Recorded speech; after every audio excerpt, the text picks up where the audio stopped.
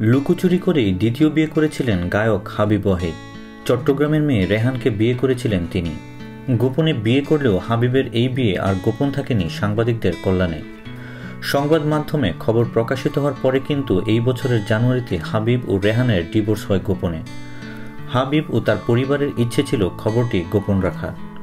তবে একটি অনলাইনের অনুসন্ধানী সাংবাদিকরা এই খবর প্রথম প্রকাশ করে তথ্য প্রমাণ সহ। পরে হাবিব তার ফেসবুকে স্ট্যাটাস দিয়ে এর সত্যতা জানাতে বাধ্য হন। বর্তমানে দেশজুড়ে আলোচিত বিষয় হল সাকিব অপুর গোপন বিয়ে ও সেই ঘরে গোপনে সন্তান নেয়া।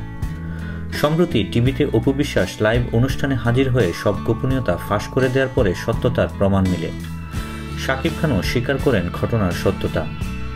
এই ঘটনা নিয়ে ওই দিন রাতেই ফেসবুকে স্ট্যাটাস দেন হাবিবের সাবেক দ্বিতীয় স্ত্রী রেহান।